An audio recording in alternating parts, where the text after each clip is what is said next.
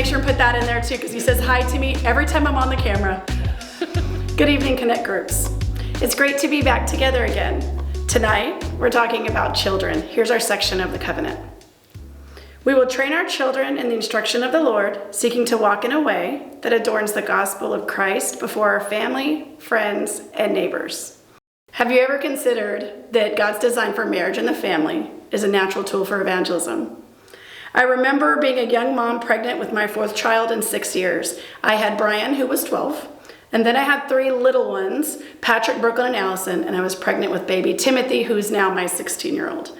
I felt as if the whole world's eyes were on me anytime I left the house, and for that matter, I felt as if everybody's eyes were on me anytime I left my house, including walking out to get the mail. I felt like they were wondering, how was I going to get it all done? What was it like? What was my relationship with my children? And did they love Jesus? Here are some of our key beliefs at LCBC. First, children are a blessing from the Lord. That goes without saying. Second, parents are the primary disciple makers of their children. We'll consider 2 scriptures tonight with our groups.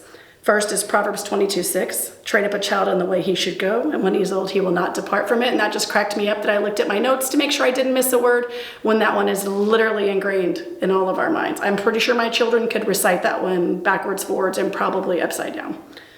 Second, we'll look at Ephesians 6:4. Fathers, do not provoke your children to anger, but bring them up in the discipline and instruction of the Lord.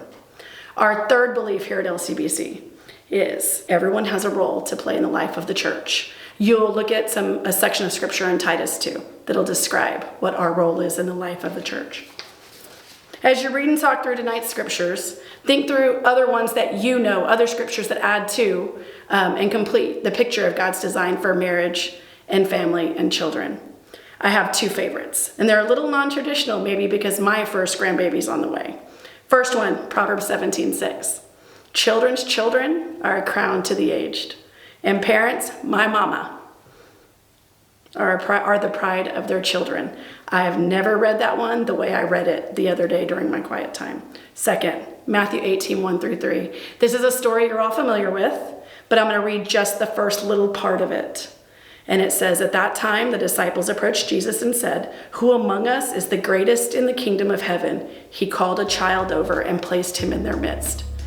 The part that jumps out at me is he called a child over, meaning the children were there with everyone.